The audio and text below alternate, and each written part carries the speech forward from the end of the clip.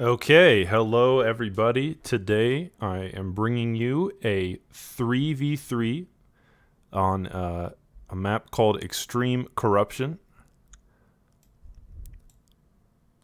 of Total Annihilation Escalation.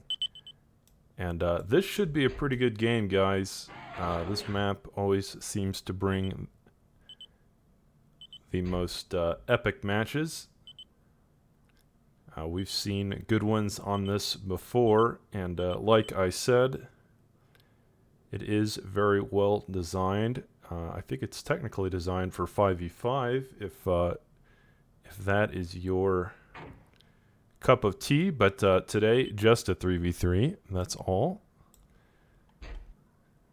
And some very skilled players. We have Gully here in the top right, the light blue core.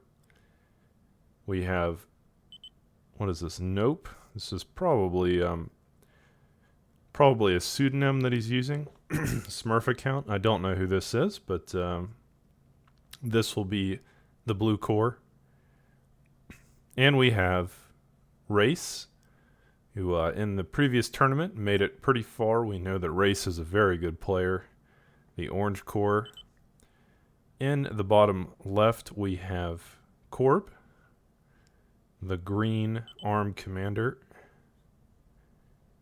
In the middle, we have Dai, the pink commander, and Dai as well seems to really excel at these longer team games where he can show his ability to eco and his ability to macro. That is certainly a skill, and we've seen that Dai is usually very good in prolonged team games. He can be quite a monster. I think it was Dai that built that in that T4 game that I've casted. There's only really been one game that made it to T4, and it was Dai that had created that monster. Can't remember the name of it right now, but yeah, Dai, certainly we're expecting a lot out of him. And Merv in the bottom right in purple, also a very good player. So, guys, the teams are stacked. I think this might be a really good game. I might speed it up here at the start just a little bit because on these maps at the beginning, there's just a lot of expanding and constructing, getting your base in order. So I don't expect too much to happen, but just taking a look at this map, Extreme Corruption, we have casted it before. You have this kind of mountainous region on each side, and this will prevent any easy access to your opponent's side of the map. And then here in the middle, you have like a gauntlet to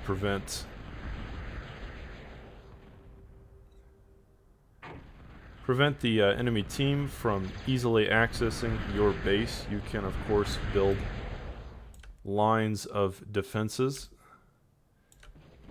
And so this does sometimes lead to stalemates and proliferation of defenses and weapons. I was about to say nuclear weapons. That certainly is the case as well. On a map like this, it is not uncommon to see repulsor spam and neutron, the T2 tactical nukes. It is not uncommon to see those being built in mass, and so we'll have to see if the players want to tactical nuke each other out of existence. That's always very entertaining for us to watch when players rely on that strategy. It's certainly an option on this map, but right now it seems like both sides just kind of fortifying their end of the gauntlet to prevent anyone from moving through and taking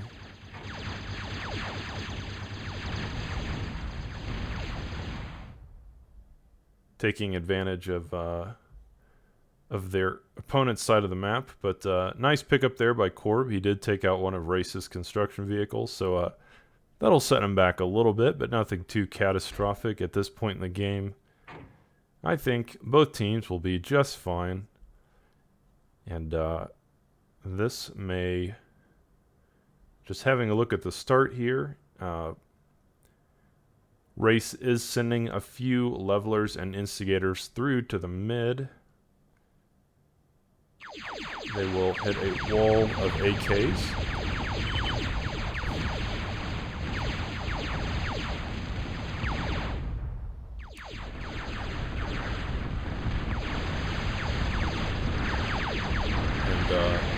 To be honest, I'm really kind of surprised that the north side is even doing a push at all here.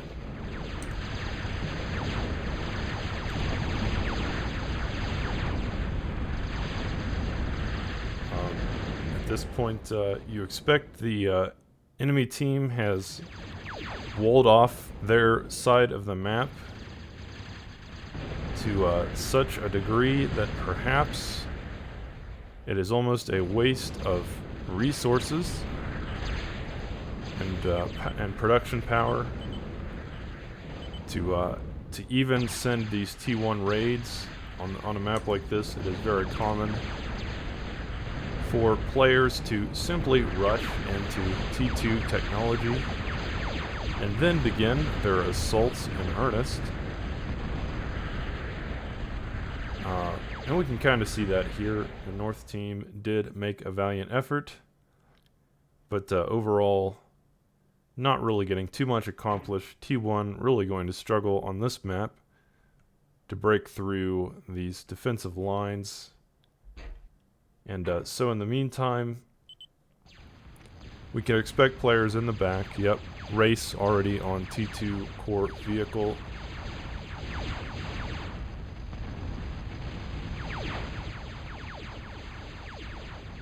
See what else is going on here. Goalie on T2 K-Bot.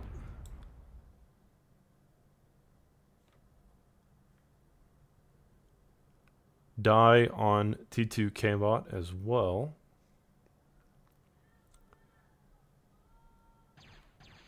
And Corb also on T2 K-Bot. So yeah, the players are beginning to tech up. Make it to that next level of their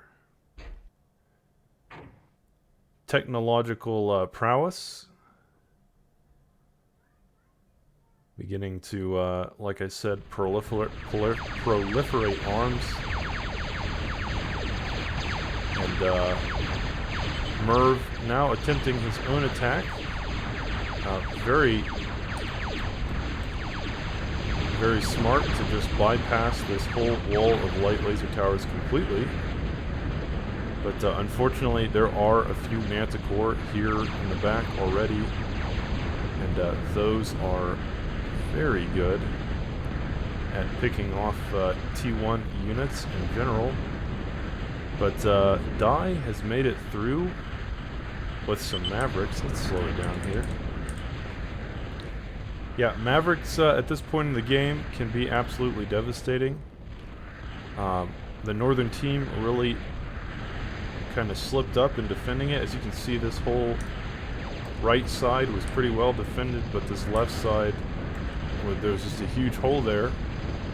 And the southern team certainly exploited it to its full extent. They have now pushed through on two fronts.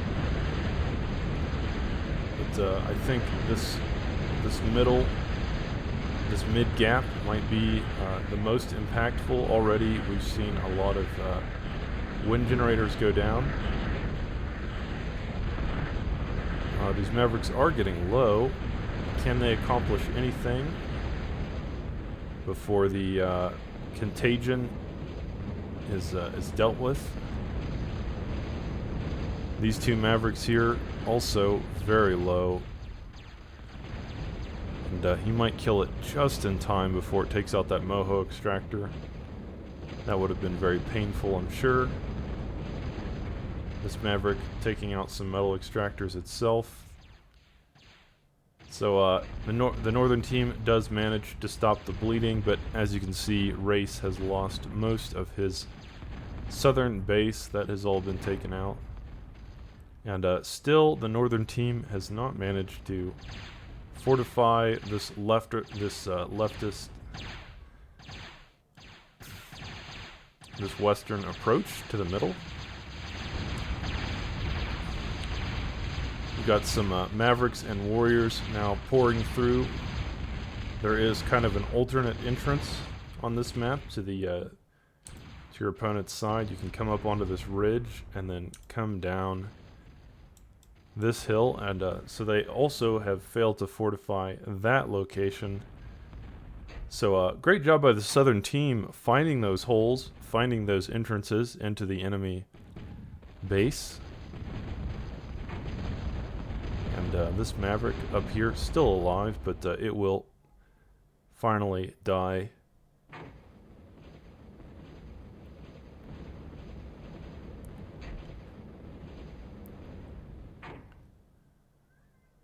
And overall, great job by the South team, kind of exploiting their opponent's weaknesses. Now sending more Mavericks, some Spiders, and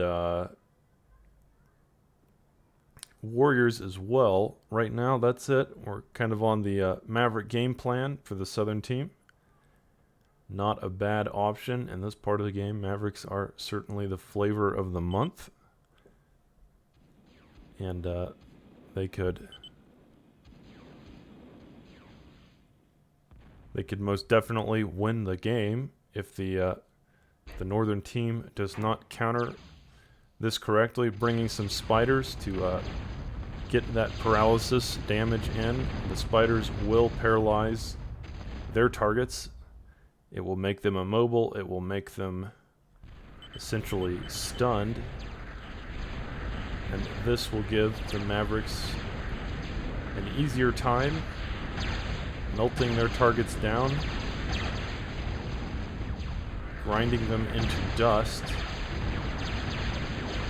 Maverick's going to take out a Geo, but the northern team may not have the defenses set up correctly, but they do have quite a mobile army that is bearing down on this squadron of Mavericks, and I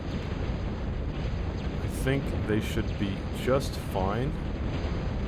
But the question is, can this group, Corp's small squadron, make it through and perhaps sneak into Race's base? We'll have to see. I don't know if there's a radar. Oh, he is building a radar right now.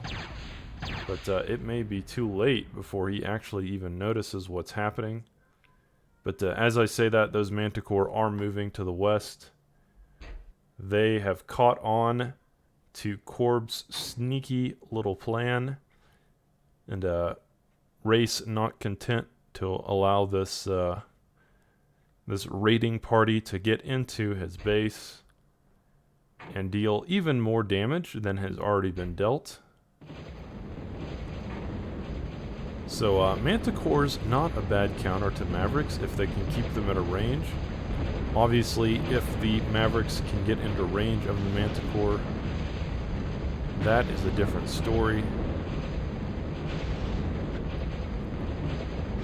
But yeah, right now, Race microing it perfectly, keeping those Manticore at a distance. And a Dominator as well. Kind of slowly harassing those Mavericks, taking their health down from out of their reach. And I think this Maverick push will eventually be cleaned up by the northern team. But lo and behold, even more Mavericks now pouring through. Mavericks versus Reapers. Wotan seems to think that the Reapers are the counters to the Mavericks.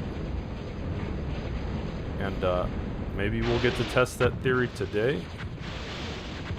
Certainly Reapers, very strong T2 riot tank. But they don't outrange the Mavericks. They do have to essentially get into dueling range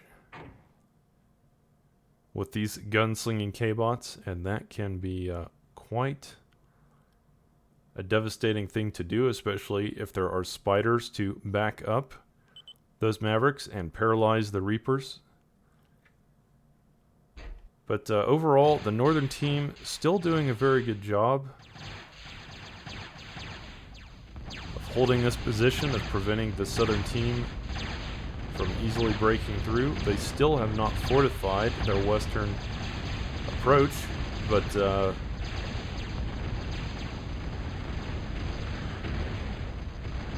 didn't look like the right side really stood much of a chance anyway.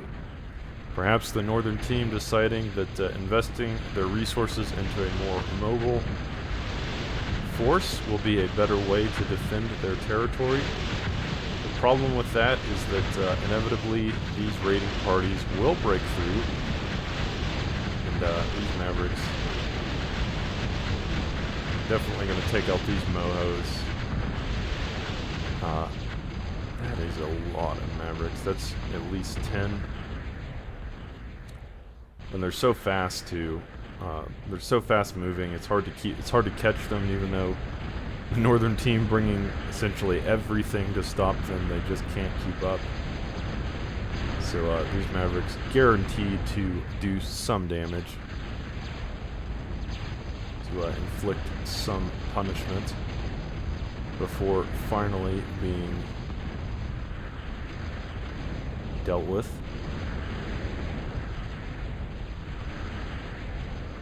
So annoying to deal with. I think in the next patch, Maverick speed is being nerfed, and you can kind of see why. They are just race cars. So fast, so hard to keep up with, even for the vehicles. And one would expect vehicles having wheels would be a little faster than a bipedal K-bot, but yeah, Maverick's very fast, very hard to keep up with, and so annoying. But that raiding force will eventually be cleaned up, and the game will go back to a state of relative parity, I think.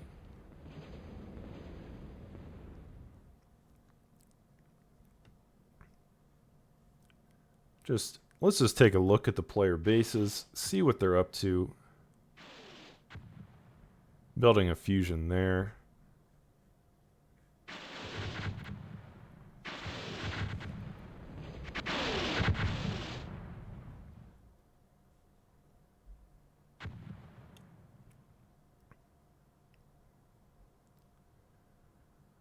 So Merv with this army of Dominators. These Dominators, I'm not sure what they're doing exactly. I guess maybe they're just taking out the wreckage corpses. But there is a group of Manticore here.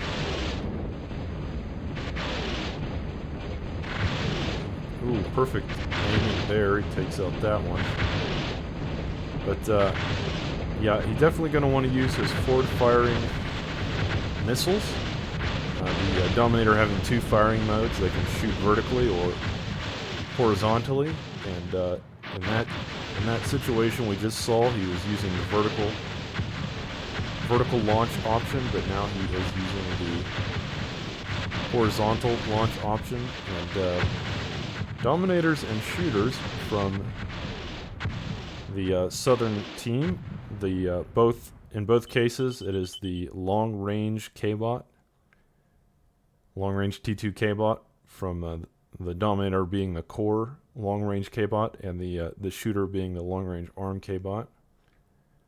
So if kept at a range, this could be quite an effective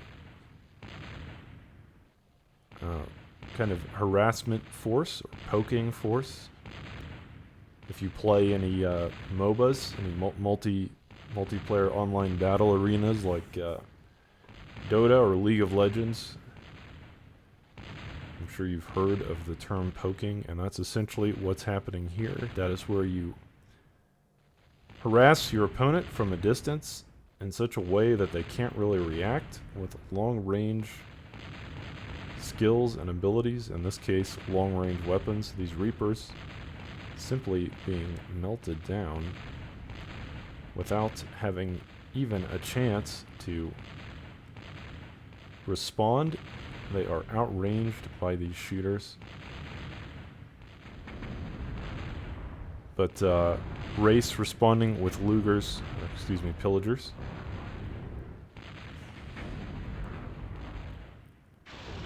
Which should outrange the shooters even. And yeah, Merv now spamming these Dominators. They will probably clean up what's left of that little Reaper force, or force them to retreat.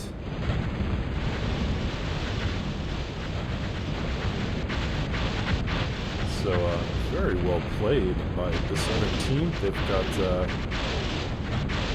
nice combination of Dominators, Fidos, and Shooters.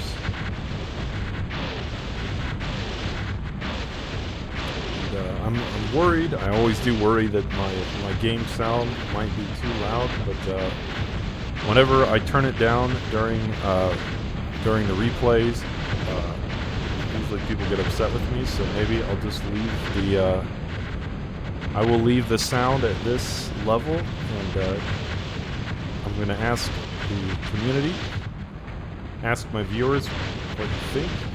Is this too loud? Are your ears hurting yet? Or do you like the feeling of being in the action?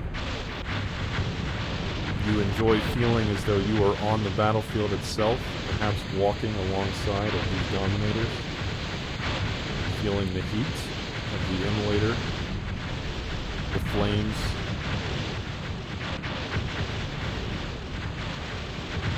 Do you like the missiles whizzing over your head, or the plasma shells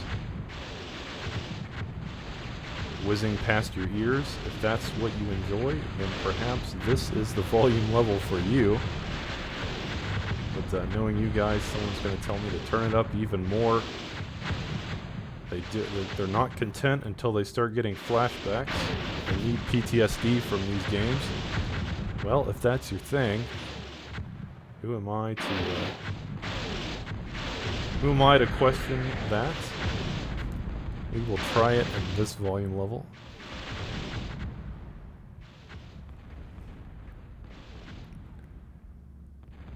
Nope on T2 Air, and looks like building rapiers.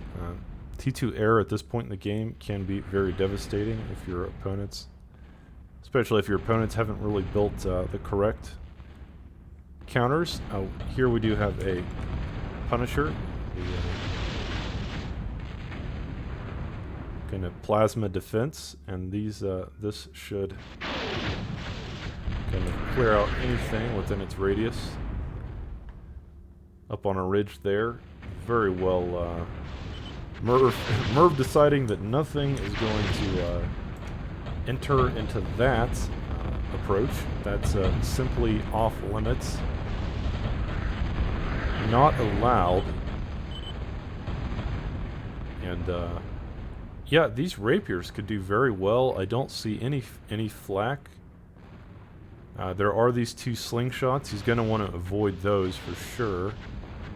But for example, if for a dedicated raiding, like a rapier force or a bombing force, like some phoenixes, they could easily take out these fusions. Or these. There's no flak in the middle either. Hell, there's barely any air defense at all. Just a few defenders. So, lots of juicy targets for those rapiers and bombers. If the northern team so wishes, they will need to skirt these defenders, though. and skirt these defenders as well. But if they can get some good scouting information, they could come down this way. Of course, there are some defenders there. The problem is intel. Like, they really don't know, I think, how open this part of the map is, how little air defense there is in the back. But if they could get that intel, they could certainly weave their air armada past all of these frontline defenders and into the juicy back line of the southern team's base and inflict unbelievable damage. But as I say that, I have noticed that there are 2 tactical nukes a Corp has created, or tactical nuke silos. And we'll have to see if those can get anything accomplished. Earlier there was fortitude and it did survive. Somehow, I don't know how it survived. But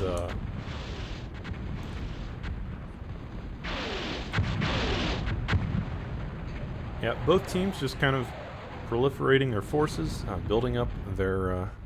Here we go. There was the first tactical nuke attempt, but there was fortitude there that they didn't kill earlier. Another tactical nuke. Ooh, and that one does hit its mark. Takes out a giant chunk of Blue's army. Very effective tactical nuke there, and very well played by the southern team. But will Dai be the first player on T3? As I said before, Dai does seem to excel in these late game stalemate situations. He tends to be very effective at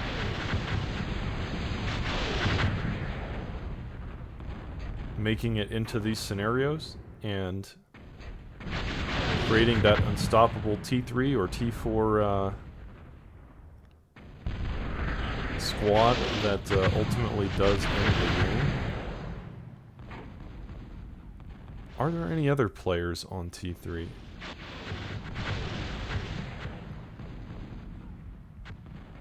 It might just be Dai. It could just be that Dai is the only player so far that has made the leap.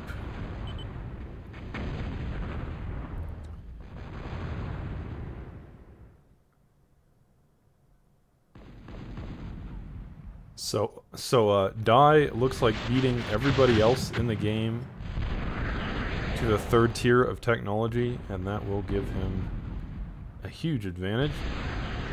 Building a Gorgon already, just not wasting any time. The Gorgon, it's essentially the ARM equivalent to the Pounder. I believe it exists to kind of walk into the enemy base and send out these massive AoE shockwaves that, in the Gorgon's case, both paralyze and do incredible damage. But of course, their weakness being that they have to get close to the enemy.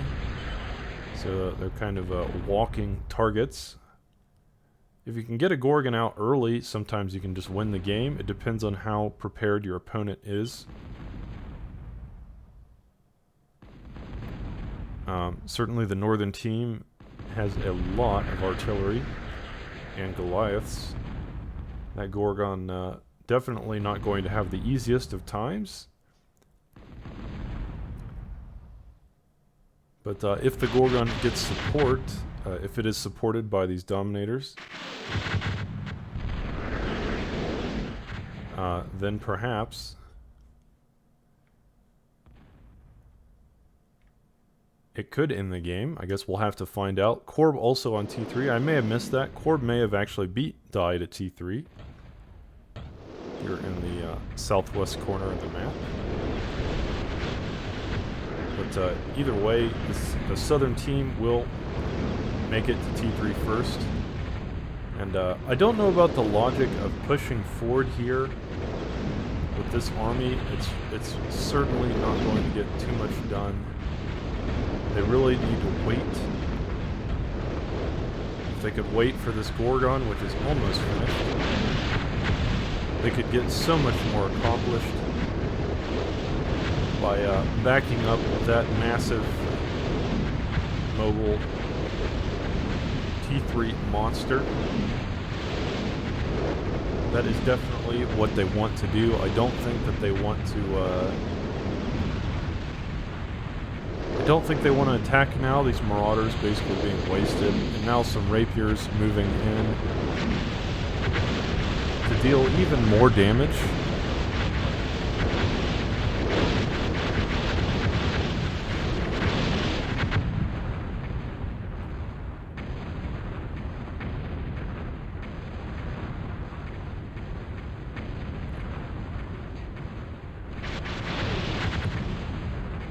But yeah, as soon as this Pounder finishes, it has, or excuse me, the Gorgon. The Pounder is the core version. Oh no, this is, no, yeah, this is the ARM K-Bot Lab. But yeah, as soon as this Gorgon moves into battle, we will have to see what it can do. It kind of looks like it's swimming right now. It might be a replay bug. This is the Gorgon just swimming on land.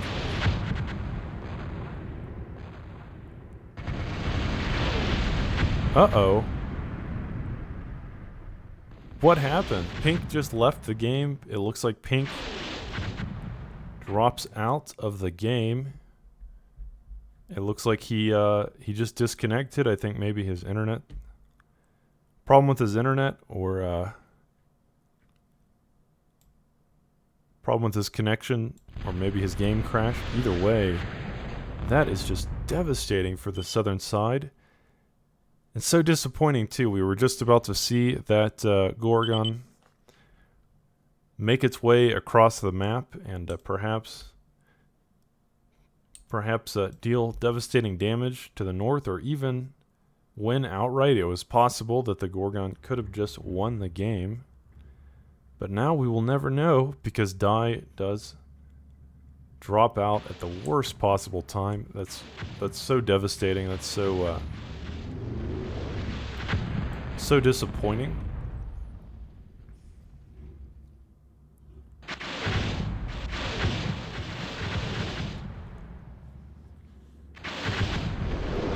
So we're gonna have to speed it up, because I had no idea that one of the players does drop out. It's very unfortunate. So normally the northern team at this point would just move in. This would be a prime opportunity. Once the southern team loses a player, you can simply exploit your numbers advantage in this 3v2 and push into their base with near impunity. But perhaps they're being nice, giving the southern team time to rebuild, take over the remnants of Die's base. Yeah, it's a little surprising there that they wouldn't just push in with what they have. The game is most certainly not over, because the southern team does have this T3. Now several Cerberus in the mix. Slow it down. Cerberus, the ARM long-range T3 K-Bot. And they are quite devastating at a distance. If they can get some vision of their opponents, or even radar coverage. But I don't know if Corb really wants to just walk into this. He needs some spotters. Let's look at Corb's view. Nice tactical nuke there that just took out a massive chunk of the northern team's army. But yeah, Corb really needs some spotters. The way you use Cerberus is not just by walking them into walking them into melee range of enemy units and then hoping they survive. They have a lot of health, so they will survive for a decent amount of time, but this attack would just be so much more effective if he had some spotters in front to assist these Cerberus in seeing what they are shooting at, instead of using them as glorified melee units. But Korb doesn't want my advice. He has his own game plan, and he is going to walk these Cerberus straight into the enemy base. As I said, a somewhat bizarre strategy without having any real vision what he's shooting at. And the question is, how much can he get accomplished before these beasts finally go down? They are not easy to kill, as you can see. And yeah, if Die were still in this game, if that Gorgon were part of this attack, I think it would have just ended. The game would most likely just be over at this point. But no. Korb just going to have to try to get as much damage as he can get done with these two Cerberus. 43 kills on the North Cerberus and 26 on the southern one. And holy cow.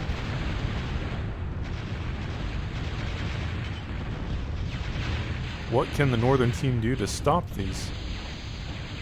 It does look like they're trying to keep up with them, but oh, that's what they're gonna do. Race there and just D-guns both of them in one fell swoop. Very, very well played by Race, curtailing what could have been a much more devastating attack if those had been allowed to get up here. They most certainly might have taken out most of Race's base. But one well-placed D-gun will be the end of those.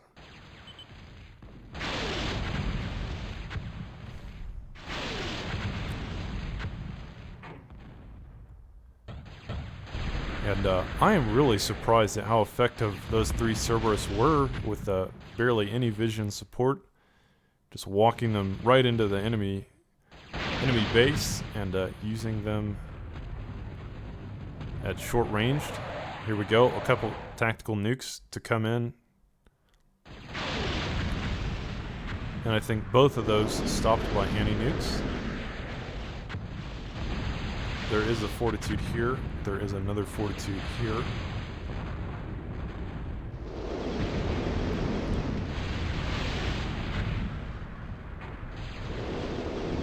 Perhaps another anti-nuke landing here. I didn't quite see, but overall there's not too much there to hit. And yeah, the southern team, despite being a player down, is being aggressive. That's kind of surprising. I expected that once Die left the game that the northern team would take that opportunity to push into the enemy base and try to win, but it has been just the opposite. The southern team being the aggressors in this particular match, even though they're a player down. But at this point, there is just way too much defense for these Cerberus to effectively really get much more done there. So yeah, the northern team has fortified off this side of the map very well. They've got several doomsday machines and a lot of artillery as well. So that is going to be difficult for the southern team to break anytime soon. They are building their own annihilators for when the northern team does finally decide to get aggressive. But right now, we are at a bit of a stalemate scenario. Let's speed it up. Northern team building some Talos here. And what else? Blue looks like just now making it to T3. So yeah, the southern team was just so far ahead on technology. It's really the northern team just finally making it to T3, really.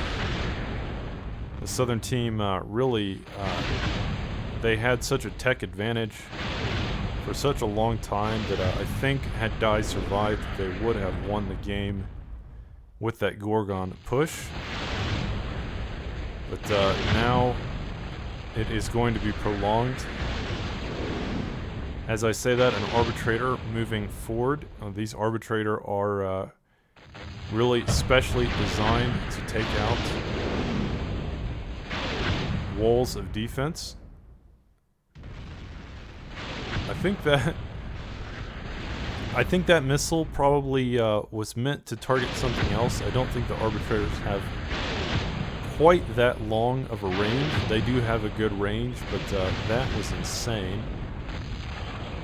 I think most likely that Arbitrator shot maybe shooting at a plane or something, and managing to take something else out by accident.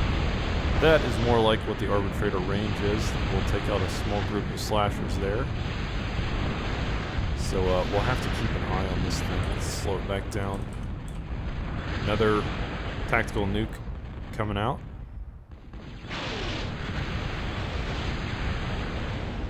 And they're trying to get the Fortitude. That is a good target. If they can take out the tactical nukes. Excuse me, if they can take out the anti-nukes, then they will be able to nuke their opponents with impunity. And still they are trying, those two repulsors, sending out shots. But I don't think they're aware of quite how many anti-nuke defenses their opponents have here. We've got that. We're going to definitely need to do more. So certainly the next target should be this. Green has now made a Gorgon and another tactical nuke. Flying into position here, hitting a group of sumos. This Gorgon now in range of its targets. But there is so much defense here that even this incredibly beefy Gorgon probably not going to be able to make it very far into their opponent's base. And might even die on the retreat. We'll have to see if Corb can save this in time.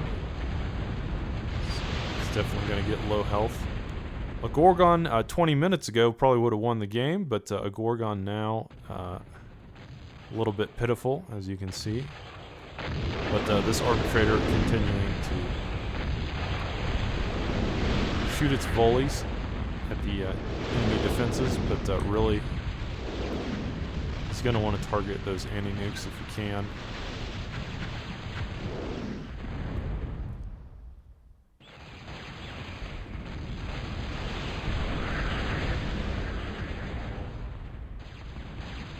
Another Arbitrator missile. Gonna take out some slashers there. Not the best target. And now there are some Talos here on behalf of the northern team.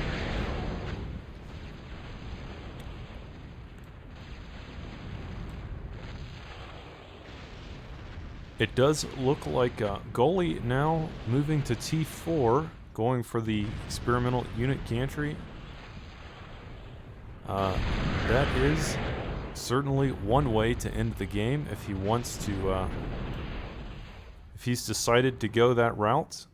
That could certainly be a game-ending proposition. There we go, another Arbitrator nuke. Oh, so effective there. Very nasty.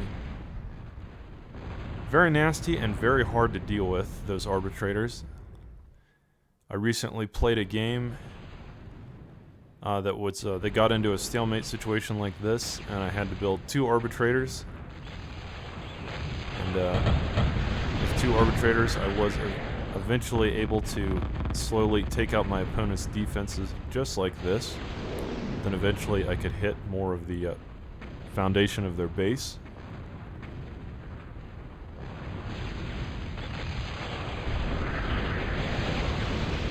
The Arbitrator, kind of the ultimate long-range standoff weapon.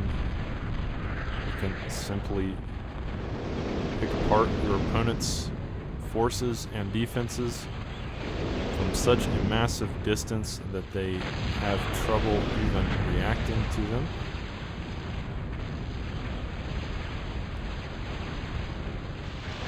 But if anything, we need more arbitrators here. I think a second one coming up.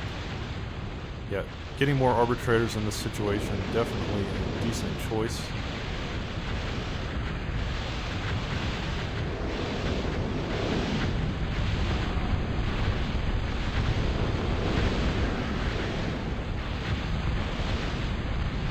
A little force of sumos moving through here, but I don't think those will get too much done. And the northern team starting to build their own arbitrators, not a bad decision either. But this experimental unit foundry is, it's not being built very quickly. That is definitely a massive time investment.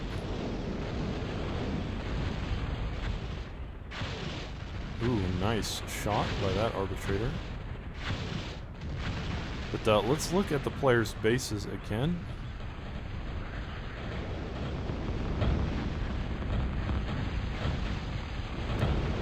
Now we have a Raptor, and if we could synchronize this Raptor and this Gorgon with some arbitrators in the back,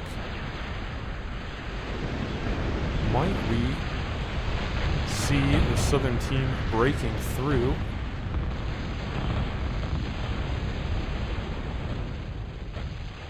The Raptor is the ARM equivalent to the Krogoth.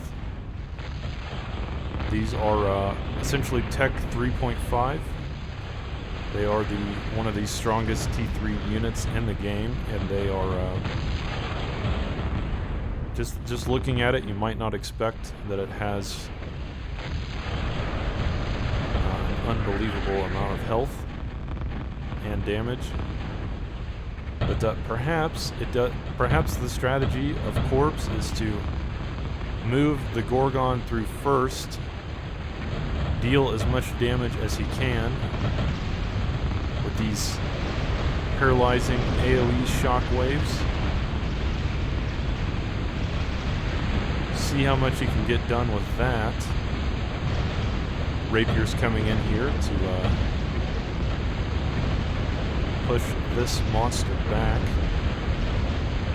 And overall, that Gorgon didn't get much of anything done.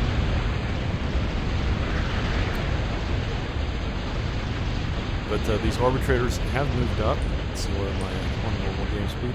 Yeah, these arbitrators have moved up, and they are now going to be able to target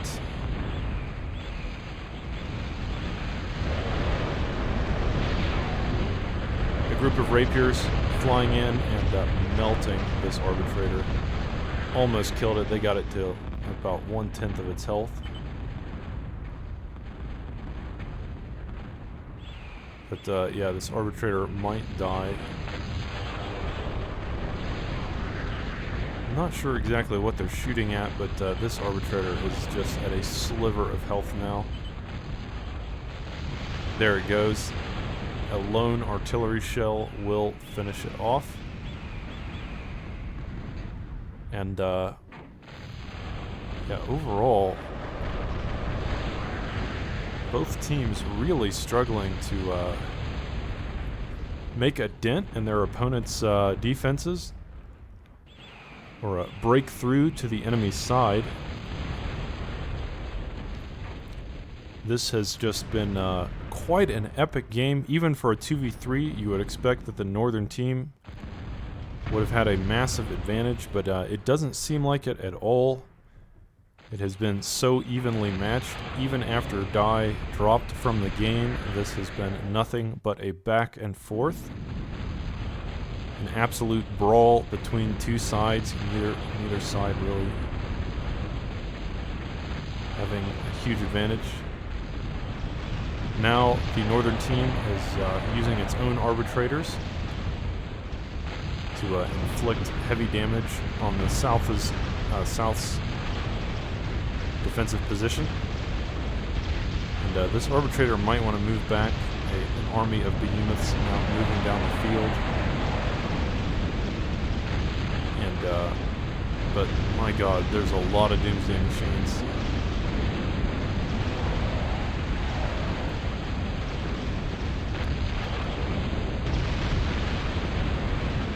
Two tactical nukes there.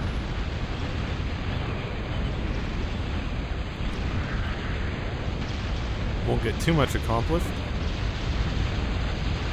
But yeah, the northern push there,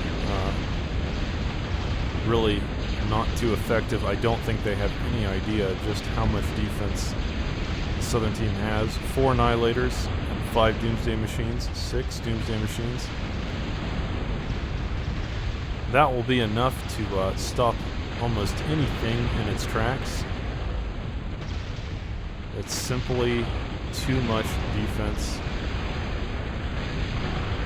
to easily overcome, even with T3.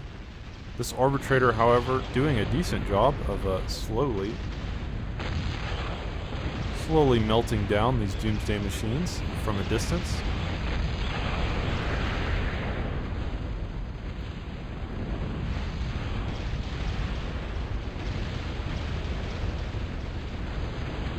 Arbitrator shots from both sides. Boom, that was a good one. Oh my god, the chain reaction. 4 doomsday machines gone in a blink. And there's still 2 left. They're working on a 3rd one. So long-range warfare here, guys. This is a battle of nuke spam, really. This long-distance warfare, taking out another doomsday machine. Very, very good use of the arbitrator on behalf of Goalie. That has just been such a devastating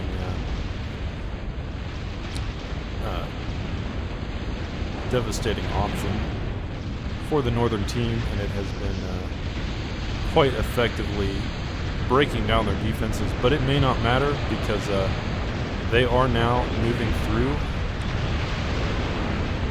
Again, here we go, another arbitrator shot going to hit those behemoths.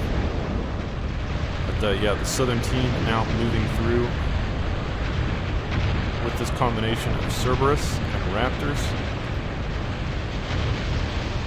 Everything else that you see is just kind of cannon fodder at this point.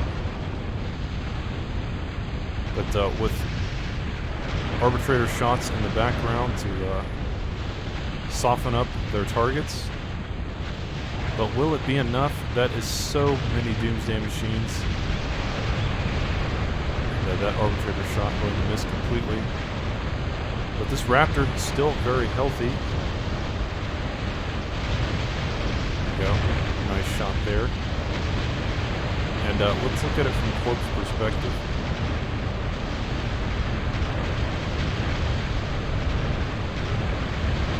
Oh my god, this is awesome.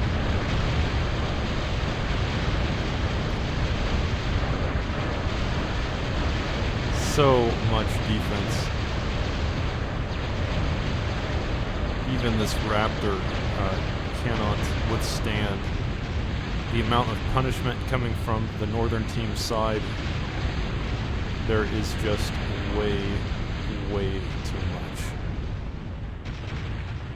Way too much beef to carve through there, even with a Raptor in the mix. It just wasn't enough. to break through, and at this point it feels like the game could go on forever. Both sides so proliferated, so defense heavy at this point that either team is going to struggle to break through and really win. But Green now working on a Vulcan, and a Vulcan could certainly make the difference if he can get it done in time. To be honest, I'm not even sure why the Southern team continuing to do this push. They're really, I think, just feeding the Northern team. And now a Decimator moving through. The core T3 UFO melts anything that it can fly over with its ultimate green laser beam of death, the Independent style UFO beam. But there's too much air defense, and that will ultimately go down without achieving too much. How are we doing on T4? This thing just about halfway done, even though it feels like he started it a lifetime ago.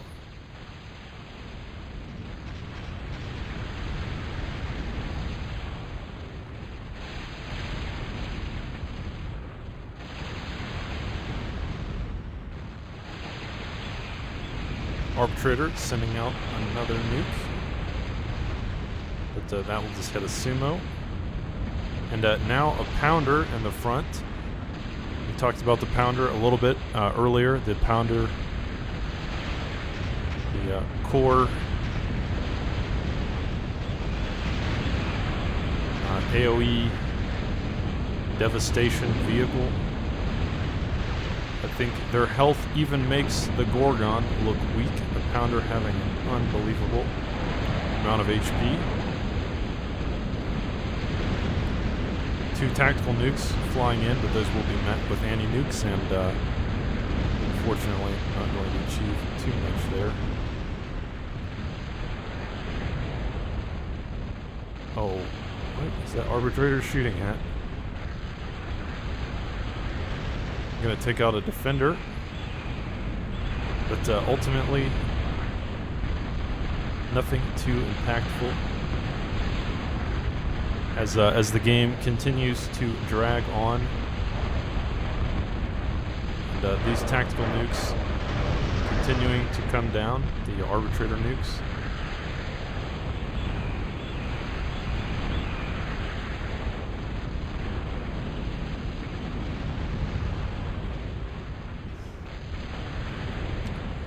This Arbitrator in the middle, one hit, I want to be careful with it.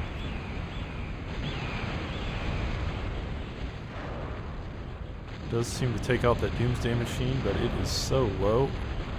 A stray bullet could certainly kill that Arbitrator, or a stray missile.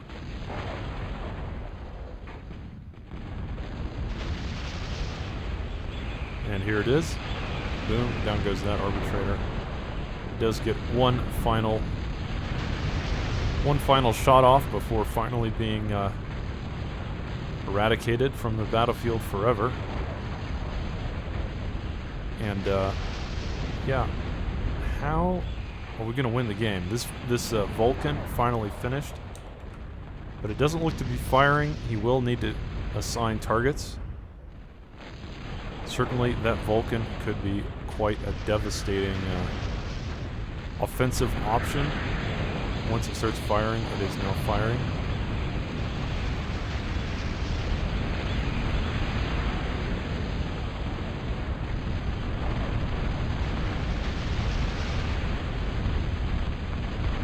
I'm not sure what Corb is doing with this Vulcan. It doesn't seem like he's assigning it targets.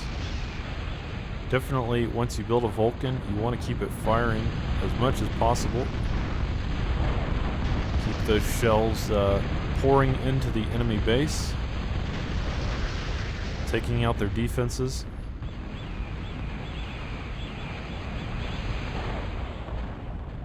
But yeah, it just feels like he's not really He hasn't even really given the Big Bertha targets. Maybe it's just kind of on fire at will. The Arbitrator nuke coming down. But yeah, if you could get that Vulcan firing non-stop, just give it some targets. Some scouts flying over there. But yeah, like I said, if we could get this Vulcan. There we go. Arbitrator nuke. Yeah, it's really disappointing. It's really disappointing. He's just not using it too much.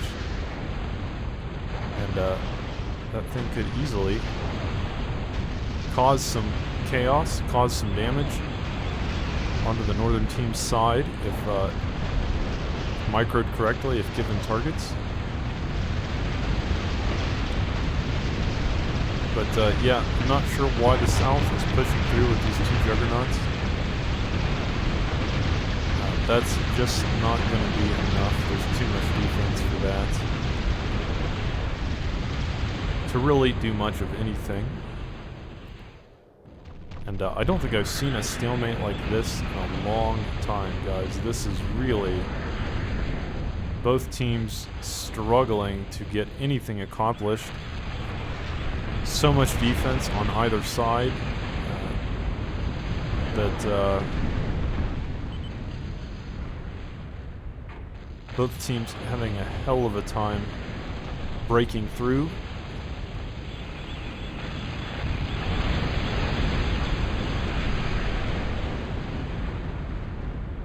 And in the meantime, this Vulcan really just not being used at all, just to kind of sitting there, maybe just shooting at whatever targets are in vision range, but not really being used for the intended purpose. And let's slow it down. It does seem like the northern team finally ready to make that death push into the southern team's base. Can they break this wall of defenses, though? Can they make it through?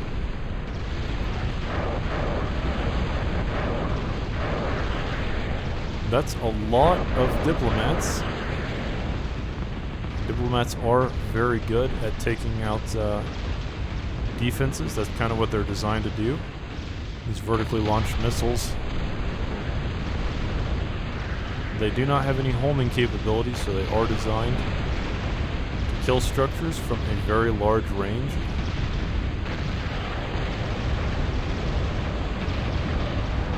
And this pounder in the front, but it will run into a wall of doomsday machines,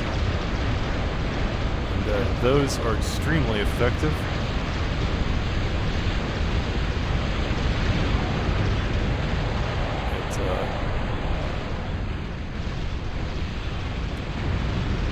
Lowering its health, so yeah, I don't know if this push is going to be able to do much. They did make it further than they ever have before with this push, but that's a lot of doomsday machines and some novas in the back, and a tactical nuke here in the center. So, yeah, the northern team tries. They do make an attempt, but ultimately that doesn't work too well. And there was a Krogoth here. I don't know why they didn't bring their Krogoth. Certainly would have helped. But this Vulcan still not firing. Such a waste. Such a... so disappointing to see... powerful weapon like this not really being used.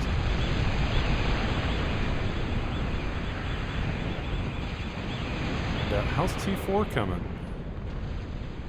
T4 is here. We are now on T4 construction K-bots, but as of yet he has not actually built a T4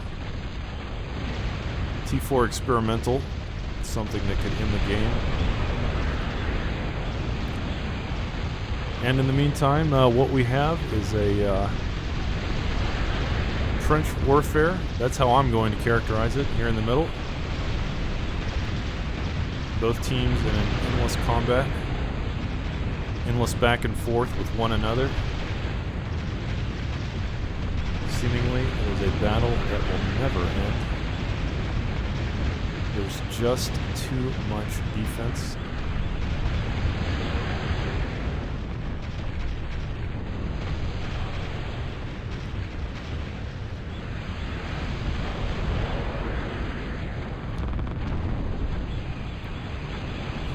To be honest, I'm surprised neither side has built a dictator at this point. The dictator is the, well, both sides get an equivalent, but the T3 long-range plasma cannon device structure. That could easily have, at the very least, inflicted ridiculous damage. Oh, this Arbitrator shot looking like it missed its target and just kind of flew over. But yeah, a dictator in this game could have been devastating. Certainly with the amount of resources both teams have, that was an option that could have made the difference, especially with how tightly packed these defenses are. Each dictator shot could have made a massive impact in the defensive line there. Really surprised nobody decided to go that way. Would have been a great game for it. But instead, mostly we just see defenses and T3 armies being endlessly slung at one another. And now a Titan being built. Titan, the T4 equivalent. Kind of like a T4 Krogoth. It's like a Krogoth on steroids. Arnold Schwarzenegger Krogoth. And I have to think that if that Titan can be completed, it will finally break through this defensive line and end the game. The T4 units and structures really designed to be game enders, really designed to end these long-term stalemate type situations, but it is only about 33 or 40% done. It will take no small amount of time to finish or to complete. And in the meantime, here in the middle, we just have more combat. A tick here. Now moving through the tick, like a mobile bomb. Its whole purpose in life is simply to make it into the enemy base and explode. It's got a bit of a cloaking capability. This Krogoth not getting too much done. And this tick, I don't know what it's doing. Maybe just getting caught. That certainly has a lot of health, and it will explode in a huge range. So very entertaining there. It looks like the bottom team also on T4 and now building those T4 thermonuclear devices.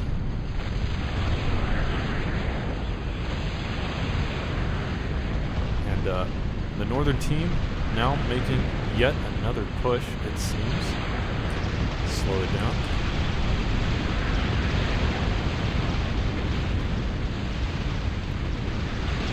There's So many explosions on the screen, and so much chaos happening that it's hard to even keep up with, guys. Will this be the push that the Northern team needs to win the game? Here's this Arbitrator shot going. A bit of a misfire there, and it just luckily happens to land in the Northern team's base. But it does look like the North finally making some headway. Those Doomsday machines will finally be taken out. These behemoths, the triple cannons, and these sumos. And just as I say that, a dictator was finally being constructed. Guys, I'd say you were about 30-40 minutes too late. If you had built that, if you had built that 30 minutes ago, you could have probably won the game. But at this point, the Northern team has broken through. And this tick, you can't even see their HP because they are a T4 unit, so their HP is hidden. But it seems like the purpose of this tick is to explode there and take out most of that incoming attack force. So very impressive use, I guess, of the tick. But this Overlord now in the back, raining down hell on this position, and this antimatter reactor getting very low. It will explode, and with it, I think the South team's chance of victory.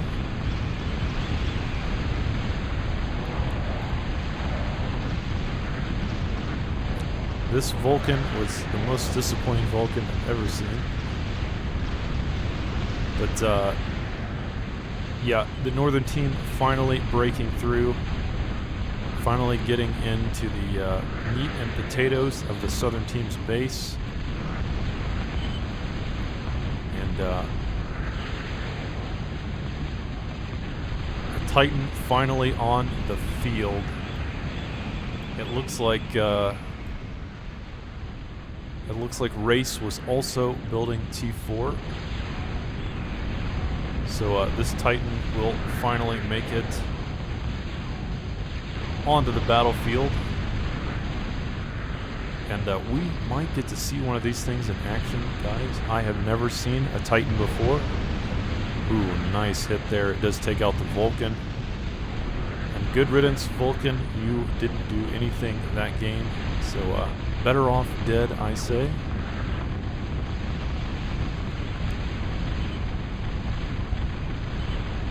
And Corb saying GG. He might actually leave before we get to see the Titan in action. It's a little disappointing. But overall, very epic game there, guys. That one went on forever, and we have to give props to the Southern team for living so long, even though they were a player down.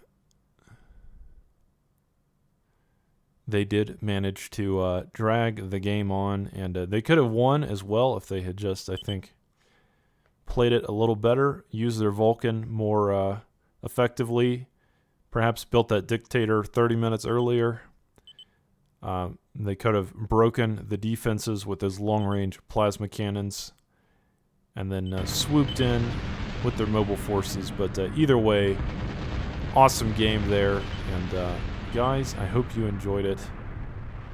So yeah, that was a long game and very epic, and I will see you on the next cast.